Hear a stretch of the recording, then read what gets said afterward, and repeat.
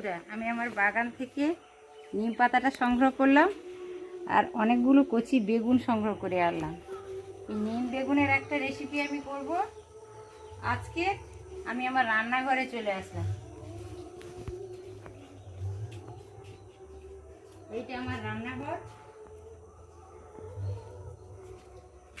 এটা কেটে পরিষ্কার করে নিয়ে তারপর আমি রান্নাটা করব। নমস্কার বন্ধুরা, গঙ্গাসাগরের বনেদি রান্না ও পরিবেশ ইউটিউব চ্যানেলে আমি সকলকে আমন্ত্রণ জানালাম। এতদিনে নিশ্চয়ই বন্ধুরা সকলে সুস্থ রয়েছেন এবং ভালোও রয়েছে। আজ আমি একটা রেসিপি করছি। এটা বসন্তকাল, এখন তো নিম শীতকালে সব গাছের পাতা টাতা ঝরে গেছিল, এখন তো সব নতুন পাতা বেরিয়েছে। নিম গাছেও তাই নতুন পাতা বেরিয়েছে। তা আমাদের বাড়িতে নিমের গাছ রয়েছে। গ্রামের দিকে যাদের বাড়ি, প্রতিটা মানুষের বাড়িতেই নিম গাছ রয়েছে। তো এই নিম গাছের আমি নরম কচি পাতা তুলে এনেছি। এই দেখুন, একেবারে নরম কচি পাতা। এই নরম কচি পাতা দিয়ে আজ আমি একটা নতুন টাইপের রেসিপি করছি। রেসিপিটা হচ্ছে, আমার বাগানের সজনে ডাঁটা তুলে এনেছি অল্প। সজনে ডাঁটাগুলো একটু নরম সজনে ডাঁটা, একটু সরু সরু সজনে ডাঁটা। সজনে ডাঁটা অল্প কেটে নিয়েছি। আর বেগুনটাও আমার বাগানের বেগুন, নরম বেগুন আমি তুলে কেটে নিয়েছি ডুমু ডুমু করে। সজনে ডাঁটা কেটে নিয়েছি আর আলু কেটে নিয়েছি, দুটো আলু কেটে নিয়েছি। সজনে ডাঁটা, বেগুন, আলু, 200 গ্রাম ওজনের সমুদ্রের চিংড়ি মাছ নিয়েছি। এই চিংড়ি মাছ, বেগুন, আলু, সজনে ডাঁটা দিয়ে এই নরম কচি নিম পাতা দিয়ে আজ আমি একটা তরকারি করব। তো এটা একটা নতুন ধরনের তরকারি বন্ধুরা। এই তরকারিটা দিয়ে ভাতও সুন্দর মতো খাওয়া যায় আর খেতেও ভালো লাগে। কচি নিম পাতা দিয়ে এই তরকারিটা করব। বেগুন, আলু, সজনে ডাঁটা আর চিংড়ি মাছ দিয়ে, কচি নিম পাতা দিয়ে, হালকা তেতো তেতো লাগবে, খেতে খুবই ভালো লাগে। এখন আমি চিংড়ি মাছে লবণ হলুদ মাখিয়ে নিচ্ছি অল্প।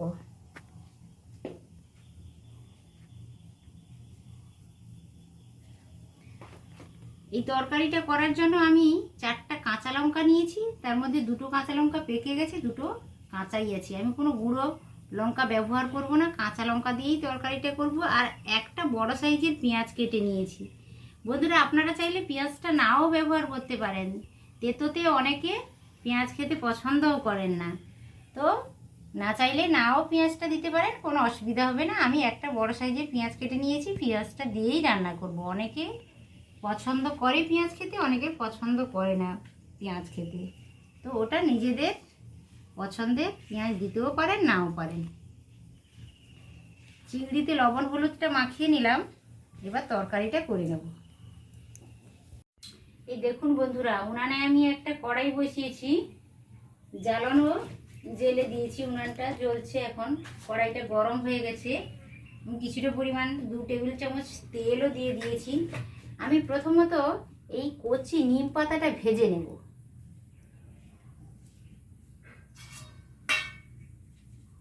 তেলটা গরম হয়ে গেছে। এই দেখুন, আমি নিম পাতাটা দিয়ে দিলাম। একটু হালকা আঁচেই আপনারা ভাজবেন, না হলে নিম পাতাটা সহজে পুড়ে যায়। সবুজ থাকবে কিন্তু মুচমুচে হয়ে যাবে। একদম হালকা আঁচে, যারা গ্যাসে করবেন তারাও হালকা আঁচে করবেন, একদম লোতে করবেন। আর যারা উনানে করবেন তারা হালকা আঁচেই করবেন। নিম পাতাটা সবুজ থাকবে, পুড়ে যাবে না, খুবই কম টেম্পারেচার লাগে। এই দেখুন, একেবারে মুচমুচে হয়ে গেছে কিন্তু সবুজ রয়েছে। কড়াইতে আমি কিছুটা পরিমাণ তেল দিয়েছি। নিম পাতাটা আমার ভাজা হয়ে গেছে। এই দেখুন, নিম পাতাটা আমি একদম সবুজ আছে, কি সুন্দর আমি ভেজে নিয়েছি, কিন্তু একেবারে মুচমুচে হয়ে গেছে, হাত দিলেই ভেঙে যাচ্ছে। আমি এবার তরকারিটা করে নেব। কড়াইতে তেল দিয়েছি, তেলটা গরম হয়ে গেছে। ফোড়নের জন্য আমি ছোট চামচের 1 চামচ 5 ফোড়নই দিলাম। আর 4টা কাঁচা লঙ্কা, 2টো কাঁচা লঙ্কা পেকে গেছে, 2টো কাঁচা আছে, দিয়ে দিলাম।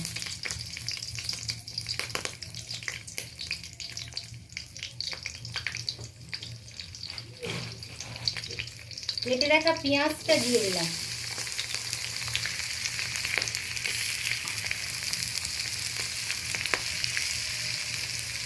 আর এরই সাথে আমি লবণ হলুদ মাখানো চিংড়ি মাছটাও দিয়ে দিলাম। চিংড়ি মাছটা আমি আলাদা করে ভাজলাম না, একই সাথে দিয়ে দিলাম, তাড়াতাড়ি হবে।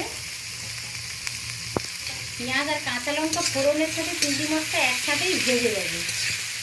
এইভাবে ভাজলে তরকারিতে চিংড়ি মাছটা নরমও থাকে, খেতেও সুস্বাদু লাগে। চিংড়ি মাছ কখনো বেশি ভেজে নিতে নেই, বেশি ভেজে নিলে চিংড়ি মাছ শক্ত হয়ে যায়, টেস্ট লেস হয়ে যায়, খেতে ভালো লাগে না। এই দেখুন পেঁয়াজ কাঁচা লঙ্কা ফোড়নের সাথে চিংড়ি মাছটা ভালোভাবে আমি কষিয়ে নিয়েছি। আর এটা ব্রাউন কালার হয়ে গেছে সুন্দর মতো। এবার আমি এরই সাথে ডাঁটা আলু বেগুন কষিয়ে নেব। ডাঁটা দিয়ে দিলাম, কেটে রাখা আলুগুলো দিয়ে দেব।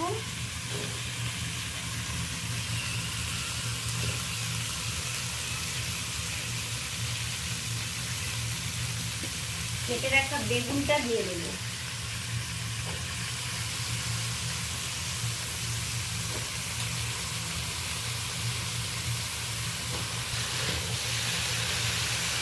আলু বেগুন ডাঁটা একই সাথে ভালো করে কষিয়ে নেব। লবণ হলুদ দিয়ে দেব।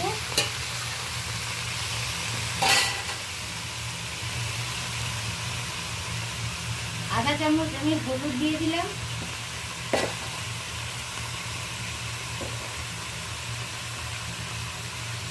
স্বাদ মতো লবণ দিলাম।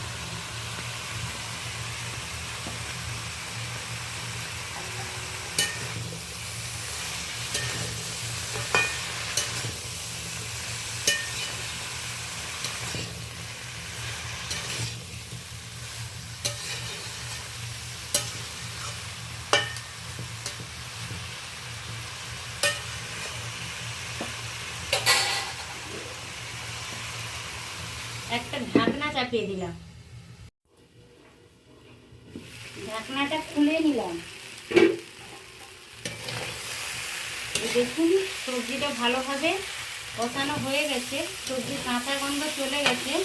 এবার আমি একটা পাত্রে জল গরম করে রেখেছি, জলটা অ্যাড করব।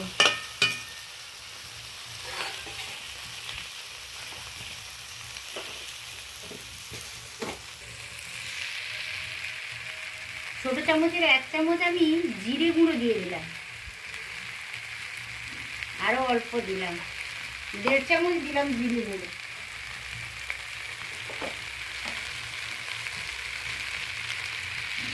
দেড় চামচ ধনে গুঁড়ো দিলাম।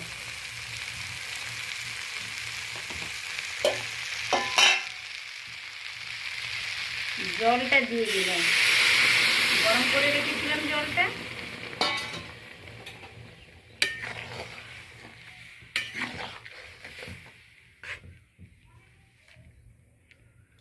ঢাকনা দিয়েছিলাম, সবজিগুলো সবই সিদ্ধ হয়ে গেছে, অল্পই জল দিলাম, তরকারিটা মাখো মাখো হয়ে যাবে।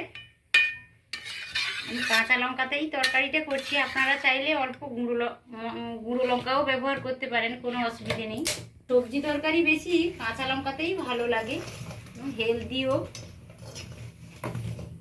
এই দেখুন বন্ধুরা, নিম পাতাটা ভেজে রেখেছিলাম, হাত দিয়ে একটু নিম পাতাটা গুঁড়ো করে নিচ্ছি। এই গুঁড়োটা আমি তরকারিতে দিয়ে দেবো। প্রথম থেকে দিইনি, বেশি তেতো হয়ে যায় প্রথম থেকে দিলে, ওই জন্য আমি তরকারিটা হওয়ার নামানোর একটু আগেই আমি এটা গুঁড়োটা দিয়ে দিলাম। তেতোটা নিজেদের স্বাদ মতো নেবেন, বেশি তেতো খেতে চাইলে গুঁড়োটা বেশি দেবেন, আর যদি কম হালকা তেতো খেতে চান তাহলে পাতা ভাজা গুঁড়োটা অল্পই ব্যবহার করবেন।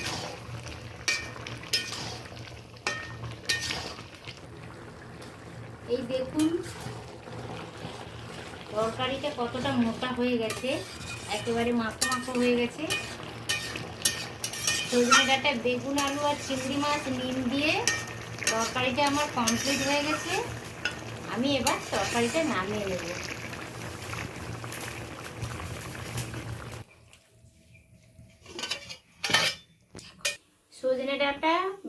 আলু আর চিংড়ি মাছের নিম দিয়ে আমার তরকারিটা কমপ্লিট হয়ে গেছে। আমি একটা পাত্রে ঢেলেও নিয়েছি বন্ধুরা। এই দেখুন, বেশ ভালোই দেখাচ্ছে, খেতে নিশ্চয়ই খুবই ভালো লাগবে। আপনারা এই সিজনে এই তরকারিটা করে অবশ্যই একবার হলেও খাওয়ার চেষ্টা করবেন, আর আমার ভিডিওটা পুরোটাই দেখবেন। তো এখন আমি আমার চ্যানেলকে সাবস্ক্রাইব আর লাইক শেয়ার করার জন্য অনুরোধ করছি। আজকের ভিডিওটা আমি এখানেই শেষ করলাম। আবার দেখা হবে পরের কোনো রেসিপির সাথে, পরের কোনো ভিডিওতে। তত সময় আপনারা সকলে সুস্থ থাকুন, ভালো থাকুন। নমস্কার।